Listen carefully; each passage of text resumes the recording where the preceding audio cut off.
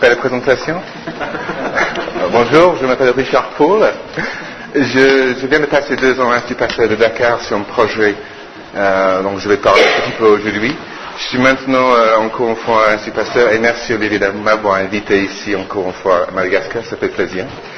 Comme d'habitude, j'ai changé de titre dès la dernière minute, mais même de titre, effectivement, je vais parler pendant 45 minutes par rapport au gamétocyte et la recherche de nouvelles stratégies de lutte. Donc, la philosophie du travail, effectivement, ce qu'on essaie de faire, c'est d'identifier les réservoirs d'infection à falciparum humain et les facteurs qui promeuvent la transmission en moustique, afin d'effectivement proposer des stratégies complémentaires qui peuvent être intégrées dans un programme de lutte. Donc c'est très expérimental, on est très à la recherche. D'abord, le plan. Je vais parler vraiment sur le gamétocyte parce qu'il y a pas mal de gens qui connaissent rien de tout, même s'ils travaillent sur le paludisme. Un petit peu de gamétocyte et la transmission en moustique de paludisme. Ensuite, on va passer sur les données un peu historiques et pour vraiment dévoiler comment en fait on peut comprendre comment Plasmodium et Falciparum surtout se comportent pour mieux se transmettre. Et en fait, c'est pourquoi on a élaboré des hypothèses qu'on a ensuite testées sur le terrain au Sénégal, et ensuite, évidemment, les perspectives et quelques mots sur la lutte. Donc, les gamétocytes, on connaît bien. Et c'est le cycle. Donc, le cycle de Plasmodium. On a effectivement, les gamétocytes de Falciparum sont falciformes, donc, dans le nom Falciparum. Et c'est cette partie du cycle que je m'intéresse, c'est quand le moustique pique à travers la peau, et effectivement, il va reprendre un repas sanguin pour prendre les gamétocytes s'il y en a. Et ensuite, il sera infecté. Donc, le reste du cycle, vous connaissez bien, je ne vais pas vous ennuyer avec ça. Les gamétocytes, donc, c'était une question de choix. Le parasite doit choisir chez l'homme, est-ce qu'il produit les trophozoïtes ou est-ce qu'il va produire les gamétocytes, les stades sexués. Les gamétocytes sont responsables pour la reproduction sexuée qui a lieu chez les moustiques, après piqûre. Mais chez l'homme, il doit décider trophozoïde, gamétocyte. Gamétocyte mâle, gamétocyte femelle. Donc c'est une question de choix. Et ensuite, combien de gamétocytes doit-il produire? Et comment il produit les facteurs? Et chez qui? Et à quel moment? Combien? Oui, ici, ce sont les données de Cameroun, en fait, où c'était Vincent Robert au Yaoundé et Christian Boudin en zone rurale. Ils ont gaugé les moustiques sur l'homme. Et ils ont regardé les densités de gamétocytes chez ces hommes et combien de moustiques étaient infectés à partir de chaque individu. Et on voit tout de suite que, oui, ça augmente, évidemment. La proportion de moustiques infectés, le repas sanguin sur l'homme augmente avec la densité de gamétocytes. Mais en zone rurale, on a entre un moyen de 2 par microlitre, et on a quand même 400 fois plus en zone urbaine, mais en fait, il n'y a pas plus de moustiques infectés. C'est étrange, non? Ensuite, comment? Bon, on connaît pas mal de facteurs de risque de portage de gamétocytes. On sait que c'est associé à l'anémie. Donc, ça, c'est l'environnement hématopoïétique. Également, associé aux réticulocytes. Donc, ça peut être l'environnement de globules rouges elles-mêmes. C'est associé à l'hyperparasitémie. C'est l'environnement un peu parasitaire. Ils sont associés à un stress, un environnement un peu immunologique. Alors, évidemment, ils sont tous un peu liés. L'hyperparasitémie, ça provoque une anémie. L'anémie, ou la réponse de l'homme, c'est de produire les réticulocytes. Et le stress, encore l'hyperparasitémie, ça va provoquer un stress. Et le réticulocyte, c'est clair qu'il y a des effets d'infection chez, par exemple, le rat, qui fait un lien entre le stress et la présence de réticulocytes. Et on ne sait pas trop le mécanisme. Qui? Non, c'est les données de Cameroun encore dans lesquelles je suis impliqué. Tranche d'âge des individus dans un village, les enfants, les grands enfants, les adolescents, les adultes. Nous avons la densité de gamétocytes en moyenne chez tous les individus. Donc, la densité moyenne chez les vieux, les adolescents, c'était 4.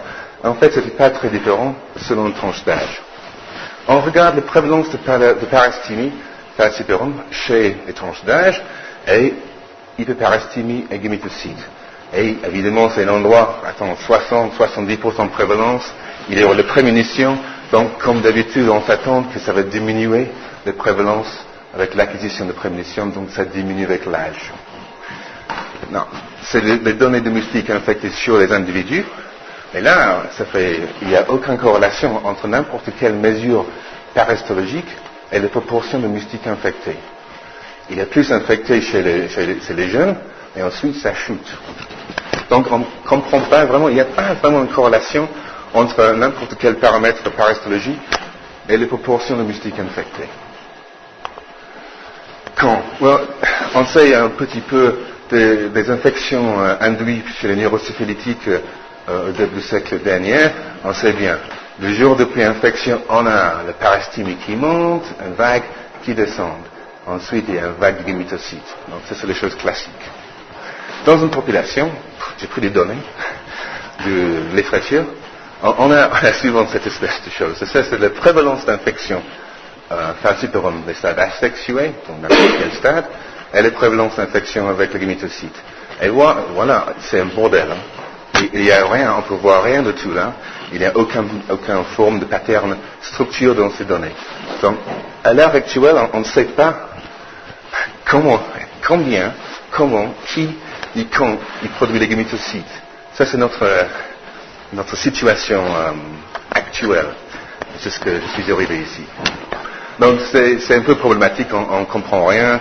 Maintenant, c'est oui, il est infecté, il produit les gamétocytes, qui infecte les moustiques, et voilà le cycle. Donc, c'est comme ça, on ne comprend vraiment rien. Niveau gamétocytes, c'est impossible. Donc, l'historique maintenant. On va voir toutes les données dans un œil un peu évolutionniste, un peu écologiste, pour voir est-ce qu'on peut retirer des choses. D'abord, l'anémie et le stress immunologique. Bon, maintenant, on sait, c'est un peu expérimental, qu'en fait, simplement, cette association, donc c'est un facteur de risque majeur, donc c'est important, on peut identifier les gens qui vont avoir le gamétocyte et infecter les moustiques, mais en fait, ce qu'on voit, c'est probablement une manifestation de la capacité adaptative du parasite. Pourquoi adaptatif? En fait, il produit les gamétocytes, davantage de gamétocytes, d'assurer sa transmission aux moustiques quand l'environnement sanguin, voire immunologique, devient néfaste pour la fécondation. Donc c'est tout simple. Quand la vie est difficile, quand tu as du mal à se féconder, il faut produire plus, et comme ça, ça ira mieux. Mais les causes multiples de l'anémie. Donc on a les génétiques humaines, les hémoglobinopathies sur le terrain, et les autres parasitoses. Donc il se peut, sur le terrain, on peut voir quelqu'un qui est anémique à cause d'une helminthe, une infection, et est-ce qu'il va produire le gamétocyte? Est-ce qu'il y a des effets des autres infections et de la génétique humaine sur la transmission du parasite? Ce sont les questions. Ensuite, l'âge. On sait l'âge est important, on n'en sait pas trop. Mais en gros, l'âge d'un individu selon l'intensité de la transmission. Grosso modo, les études sur le terrain où ils ont gorgé les moustiques sur tout le monde pour voir qui infecte le moustique le mieux démontrent le suivant. Quand c'est bon. Ici, l'intensité de transmission est plus forte dans cette étude en Kenya qu'au Cameroun qu'au Sri Lanka. Et on voit très bien, quand l'intensité de transmission est très forte, c'est les plus jeunes, les moins jeunes, et ensuite. Il y a une corrélation très claire et nette. Now, on reprend ces données qu'on a montrées tout à l'heure par rapport aux tranches d'âge. On a vu qu'il n'y avait aucune relation entre la densité de gamétocytes chez une tranche d'âge et l'infectiosité avec les moustiques. Mais ce qui est marrant, on prend ces études-là, on regarde la même chose, on regarde les tranches d'âge, à la place de regarder la densité moyenne de gamétocytes, on regarde la variabilité de la densité de gamétocytes dans une tranche d'âge. Et ce qu'on voit, toutes ces études, les individus qui transmettent aux moustiques les mieux, donc les tranches d'âge qui infectent plus de moustiques, il y a une précision dans la densité de gamétocytes. Il n'y a pas de variabilité. Les individus d'une tranche d'âge, donc ici, les individus de 1 à 4 ans, ils produisaient tous la même densité de gamétocytes. Pas nécessairement plus haut, mais c'était le même. Les individus de 10 à 15 ans, il y avait une variabilité dans la densité de gamétocytes qu'on voyait dans le sang. Je ne sais pas pourquoi. C'est bizarre, mais c'est très étrange, mais c'était comme ça across n'importe quelle étude. Donc, tout ce qu'on peut dire, que le parasite semble reconnaître bien son environnement humain préféré, l'environnement duquel il se transmet le mieux. Et il y comporte bien. Ça, c'est le phénotype qu'on regarde, c'est les précisions des gamétocytes. Et ça se voit à travers les gamétocytes et seulement les gamétocytes. Le parasitemie asexué, ça flamme, ça va dans n'importe quel sens. Donc encore une fois, on a la tendance à dire que sa production de gamétocytes est adaptative. On ne connaît pas les mécanismes, mais c'est déjà intéressant. Ensuite, le timing, transmission. Ouais, moi, j'ai l'impression que franchement, transmission est saisonnière partout. Il y a toujours un moment où il y a plus d'anophèles qu'un autre. On peut avoir transmission tout le temps, mais parfois, il y a plus d'anophèles parce qu'il y avait des pluies, etc., etc. La question avec le timing, quand de produire le gamétocyte? L'infection est là. Quand de produire? Est-ce qu'on peut comprendre un peu mieux les données comme ça? Est-ce qu'on peut identifier un réservoir d'infection à un moment donné? Donc pour ça, on reprend les données des grandes épidémies régionales au début du dernier siècle, on les connaît bien, et les choses saisonnières, moins graves, mais quand même on voit saisonnières avec les petites épidémies qui arrivent.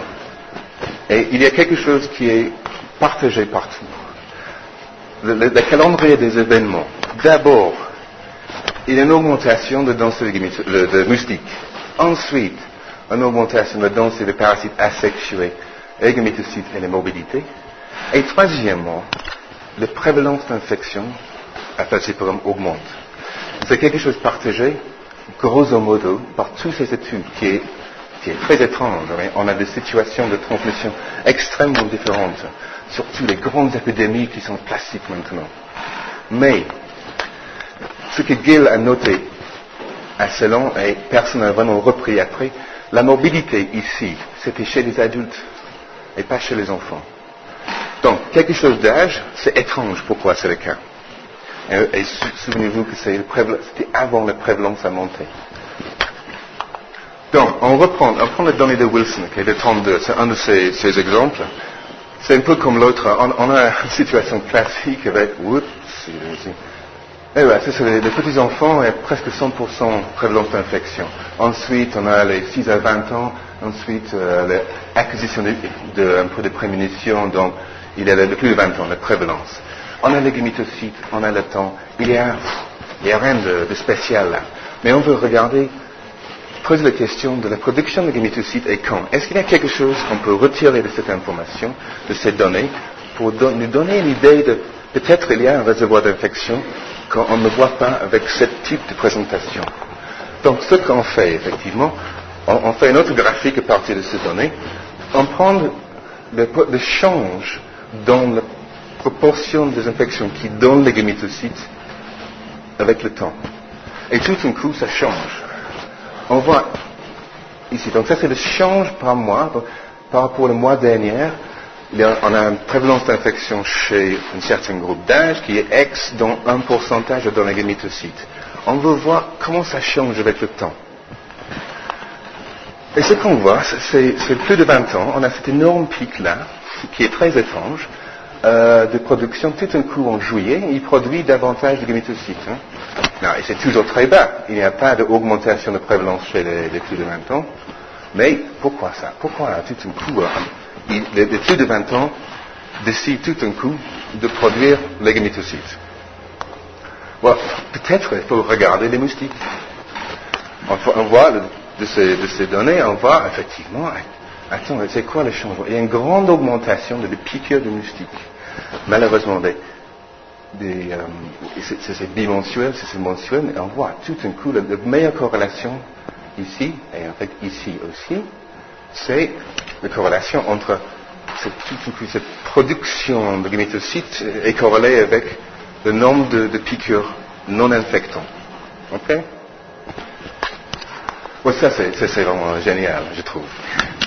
Parce qu'on sait bien, on regarde les productions saisonnières de gamétocytes, donc il y a quelque chose là, ça c'est dans un endroit où il y avait toujours de transmission, donc ce n'était pas quelque chose vraiment très très très saisonnier.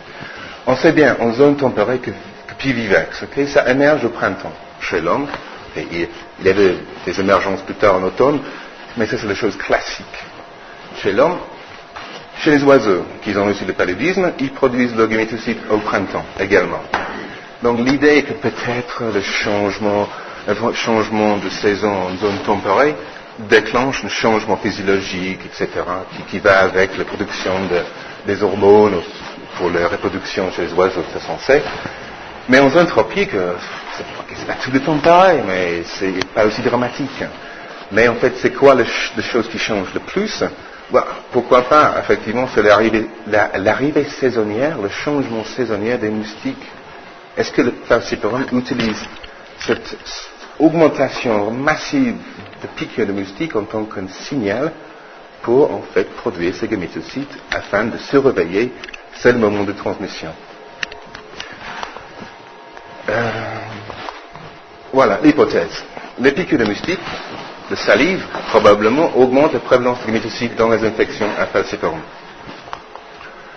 L'étude du terrain. Voilà. Le parti maintenant, il y a les jolies photos, donc on peut être tranquille.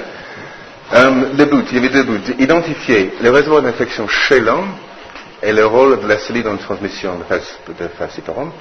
Et effectivement, comment démarre la transmission en zone saisonnière et qui est à l'origine? Ça, c'est le but de notre étude. Donc, il fallait trouver un site d'étude, c'est Sénégal. À 100 km est de Dakar, on a trouvé un village qui s'appelle Gouikouli. C'est dans une zone sahélo-sudanienne, donc c'est pas du tout forêt, et c'est très sec, et il était très chaud. On a eu l'assemblée générale, voilà, avec le chef du village avec son chapeau, et pour discuter comme vous savez faire. On avait embauché une équipe médicale, donc on a les deux infirmières, Marthe et Marie-Louise. On a les enquêtrices, en fait, qui sont du village pour nous aider à faire les enquêtes. Il faut aller dans les consultations tous les jours. Et on avait trois protocoles. Deux protocoles de recherche, une population assez petite, ça c'est une limite de nos capacités budgétaires. Pour voir, ok, le protocole que j'aime bien, c'est l'effet des piqûres de moustiques sur la production de gamétocytes chez les porteurs asymptomatiques. Et effectivement, l'effet immunomodulatoire de la salive, donc un petit truc immuno dont je vais parler à la fin pour faire plaisir à Olivier. Santé publique, on voulait faire effectivement un regard sur l'efficacité thérapeutique de ceftriaxone pyriméthine, amodiaquine qui, disons, vient de changer, c'est-à-dire il y a 2 ans, de chloroquine en premier traitement, mais je ne vais pas parler de ça aujourd'hui parce que ça ne concerne pas la gamétocyte. Donc, le calendrier. L'idée, il pleut effectivement à peu près comme ça, juillet jusqu'à octobre, donc assez court. On faisait un transversal avant la pluie, un transversal après, et effectivement un longitudinal hebdomadaire, l'échantillonnage. Donc, la longitude, c'est le goutte épaisse plus le microcontainer. Et toutes les semaines, parce que le problème, je pense, avec tous les études anciennes, si on fait mensuel, on va rater les choses. Vous allez voir que les moustiques, la population, ça explose très très vite. Donc, hebdomadaire. Et on fait l'entomo toutes les semaines. Donc, construction de cartes de santé avec les panneaux solaires. Il y a évidemment un microscope pour les diagnostics, il y a même un ordinateur, il y a un frigo à gaz. Saison de pluie, juste pour vous donner une idée, c'est un endroit extrêmement sablonneux. Et ça, c'est en juin. Et ensuite, on a un petit peu de pluie. Mais vraiment, il pleut très peu. Et la pluie, il reste pas. C'est tellement sablonneux, ça reste pas. Mais quand même, ils arrivent de faire pousser la mille. Donc, c'est une idée de comment ça change avec le temps. L'entomologie, ok, classique. Principalement pendant la nuit sur les captures sur volontaires humaines à l'intérieur d'une case à l'extérieur. On faisait de temps en temps les pulvérisations, les captures au repos avec un aspirateur. Le village, le placement. On a choisi 5 cases pour faire les captures de moustiques. Ils ont été choisis selon la position, selon le type de structure. Donc, les 5 endroits qui sont colorés. Un village qui est assez petit, une trentaine de concessions. Et les moustiques, juste pour votre éducation, on a effectivement, ok, Tratinorhynchus, ça c'est le vecteur de encéphalie japonais. On a quoi d'autre? Oh oui, oui, on a Vexans, donc Vallée du Rift, évidemment fièvre jaune. On a même Unibitatus qui est West Nile. Et on avait quelques-uns d'Anophel. On avait Anopheles gambi. C'était censu là-dessus, mais en fait c'est arabiensis, qui n'est pas étonnant parce que c'est tellement sec. Il n'y a pas d'autres Anophel. On a trouvé un Pharoensis. Et évidemment testé pour si c'est positif ou pas. C'est déjà en train d'identifier. Et voilà un peu de la dynamique pendant la saison de 2004 et 2005. Et vous voyez bien, il y a une flambée tout un coup. Mais ça c'est la première semaine et deuxième semaine, troisième. Dans un mois, on a vraiment beaucoup de moustiques. Et ensuite la saison sec. Et ensuite un autre poussée en 2005 avec les culescines et les aedes vraiment principalement. Les anophèles par rapport aux culescines étaient extrêmement peu représentés. C'était un endroit pas vraiment propice pour les anophèles. Le nombre de piqûres par personne par nuit, en fait, on avait des endroits. C'était extrêmement variable, hétérogène dans un village. On avait, par exemple, il y avait un point, le pauvre, il a capturé il capture 12 heures, donc 7 heures. Entre 7 heures et 8 heures, il a capturé 200 moustiques. Donc il est piqué 200 fois. C'est souvent comme ça, c'est les Aedes aegyptiques, c'est juste avant la nuit tombe, ils piquent. Donc il y a une variabilité, mais c'est grosso modo, ils sont piqués un peu comme ça. Voilà, maintenant la partie intéressante. C'est la prévalence en rouge de l'infection, donc par goutte épaisse. Voilà, on a commencé, ça a pris un peu de temps malheureusement d'avoir la commission de comité d'éthique, mais on a commencé le premier jour de la pluie, c'était l'idée. Malheureusement, on a raté le premier transversal qui est semi-catastrophique, comme vous allez voir. Mais voilà, on a le moustique ici, le piqûre de moustique. Ici, j'ai multiplié les piqûres par anophe par 10, comme ça on peut les voir au moins. Et le pourcentage de prévalence d'infection chez l'homme, pourcentage de population qui portait le parasite, très bas, 7%, et ça a augmenté jusqu'à 13%. Donc on a fait ça pendant 6 semaines consécutives, ensuite on a laissé tranquille, ensuite on est revenu pour le transversal fin de saison de novembre. Donc évidemment il y avait beaucoup de transmission entre temps, mais je n'ai pas noté ça. Ensuite saison sec, transversal et la deuxième saison qui n'est pas encore complètement lue. L'intensité de transmission très bas. Vraiment très bas, classiquement ce que quelques gens appellent instable, mais on avait quand même 7% un minimum d'asymptomatiques de tout âge confondu. Ce n'était pas que chez les vieux. Ok, le moment de la vérité, c'était les gametocytes. Le but était de voir au début de la saison, donc ils n'ont pas piqué, Donc, ils n'ont pas piqué, pas vraiment piqué ici non plus.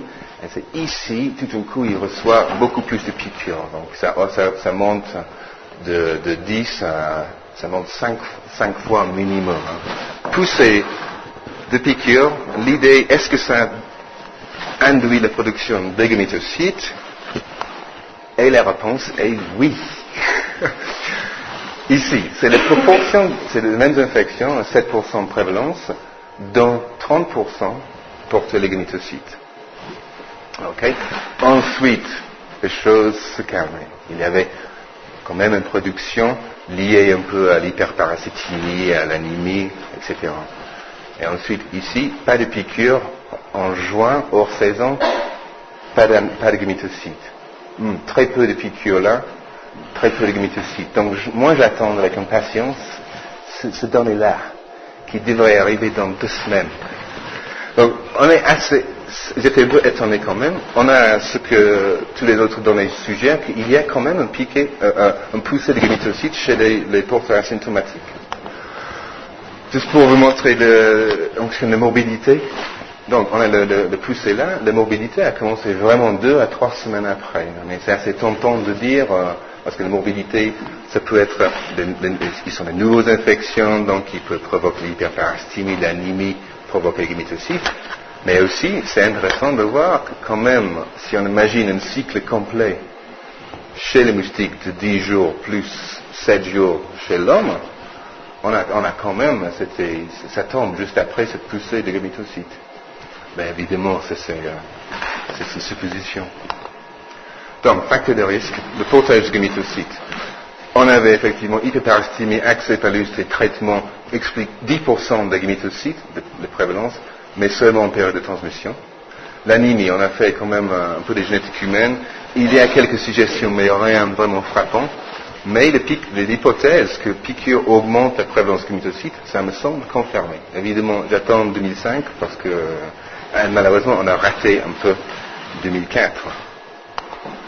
Ok, la perspective est même sur la lutte. Dans la partie immunologique qui arrive maintenant, il y avait en même temps ces protocoles immuno, ils ont regardé effectivement, on veut savoir, c'est un peu sur l'idée qu'un piqûre, ça va être quelque chose d'allergie. Les gens sont piqués, il y avait une réaction allergique. Donc il y avait un petit regard sur les activations de basophiles, ça démontre l'activité, la présence des IgE spécifiques et glandes salivaires. Et il y a une chose qui est tout à fait marrant, que chez les vieux, on voit la prévalence d'infection tout petit chez les vieux, mais le pourcentage avec gamétocytes, c'est énorme. Le pourcentage des vieux qui répondent, qui sont allergiques, qui répondent bien à la salive, ce sont les vieux. Donc ça m'encourage un petit peu parce que maintenant on a au moins quelque chose, une suggestion d'un lien immunologique par âge et le comportement de la production de gamétocytes. Donc l'hypothèse est donc une hypothèse d'allergie, il y a une piqûre de moustique, il y a l'injection de la salive, une activation de mastocytes dans le peau, au basophiles dans le sang circulant par les antigènes de la salive via les IgE, qui ensuite soit ça provoque une production de gamétocytes des asexués, les parasites asexués qui circulent, ou une libération de gamétocytes qui sont en train de se cacher quelque part. Ok, il fallait que je mette ça parce qu'on a parlé que de TPI pendant 5 jours. Mais c'est vrai, est-ce qu'il y a une faisabilité, l'idée d'identifier le réservoir d'infection humain en zone saisonnière? Ça c'est un groupe à risque quand même. Est-ce qu'on peut traiter ce groupe à risque avant la saison de transmission et effectivement éliminer la source de l'infection avant le mystique arrive? Donc, avec les antipréludiens, ce sera le plus simple, mais l'idée, c'est pas, si c'est quelque chose d'allergique, les antihistaminiques ou quelque chose comme ça, pour en fait bloquer cette production de gamétocytes. Identification du groupe à risque. À l'heure actuelle, on a les indications par âge. Peut-être on va regarder par statut atopique, allergique, ça c'est quelque chose pour l'avenir, et par autres facteurs génétiques humaines, surtout les immunoglobinopathies. Mais je pense que c'est une vraie possibilité dans les zones où la transmission dure 3 mois, si on peut retarder juste un petit peu la production de gamétocytes, on peut peut-être vraiment faire quelque chose. Donc, juste quelque chose, parce que c'est intéressant, le pot. C'était un projet, peut-être qu'on va le faire maintenant au Sénégal, mais c'est un projet concernant la distribution de parasites dans le pot.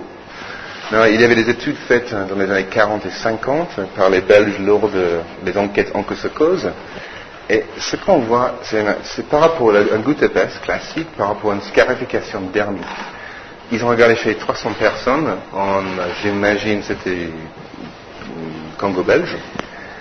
Et donc, on a goutte épaisse en bleu, scarification dermique en rouge, c'est les prévalences d'infection, les prévalences de asexués, falciparum pour gamétocytes. Et on voit, en fait, en scarification dermique, on voit carrément plus de gens infectés. Donc, par goutte épaisse, on voit 60, et ensuite on a quand même 20% plus de personnes qui sont infectées par cette méthode. Surtout les gamétocytes de malaria, il y en avait quand même beaucoup par rapport au sang qu'on ne voit jamais. Donc c'est intéressant. Est-ce qu'il y a un cycle caché du plasmodium? Pourquoi? Effectivement, on voit tous les stades. Il y a tous les stades du cycle. Normalement, dans le sang circulant, on ne voit pas les trophozoïtes. Mais ils sont là, ils sont dans le pot. Il est fort probable et faisable qu'on peut avoir un développement complet du cycle jusqu'à gamétocytes dans le pot. C'est intéressant. Donc, ça c'est juste, ce sont les Belges, donc je sais que Umberto, il est là, il faut faire plaisir. Mais c'est quelque chose oublié, pas repris, c'est intéressant. On oublie parfois qu'il y a peut-être des autres aspects de parasites qui peuvent... donc cette interface, le pot est la seule fois où en fait on a une interface mystique homme, c'est l'endroit homme-parasite. C'est intéressant. Dernièrement, moustiquaire. Ok, brièvement. Ok, les rôles attendus. Évidemment, protéger contre l'infection à droite, empêcher la transmission à gauche, et peut-être prévenir la production de parasites transmissibles. Donc, le moustiquaire, je suis assez pro-moustiquaire, je pense que ça peut faire plein de choses. Mais, ici, au village, il ne faut pas oublier le comportement des moustiques. Il n'y en avait pas beaucoup, mais les moustiques, les anophèles, étaient actifs surtout le petit matin. Au village, ok, il y a des personnes qui se couchent avant, ils se couchent vers 10h, 11h, donc ça va. Mais le matin, on voit ça entre 6h et 7h, et tout le monde est en train de se laver, ils sont dehors, ils sont actifs. Et idem pour cette idée d'empêcher de piqûres, etc., le gametocyte. Attends, les gens sont piqués massivement à 7h, à 8h le soir. Donc malheureusement, ils ne sont pas dans les moustiquaires. Donc il faut, c'est un truc pour faire l'entomologie, mais parfois il y a des endroits où effectivement le comportement des moustiques est tel que peut-être c'est le comportement humain. Ils vont peut-être être efficaces ici, mais on ne sait pas. Il va falloir qu'on voit. Mais ici, ils vont être piqués. Voilà, donc la groupe sur le terrain, les entomologistes, on était tous en masse, c'est le chef d'entomologie, les étudiantes, c'est Laurence Maram, l'épidémiologiste, Fatima, le médecin, l'équipe médicale, le lecteur de l'âme, et voilà, merci beaucoup.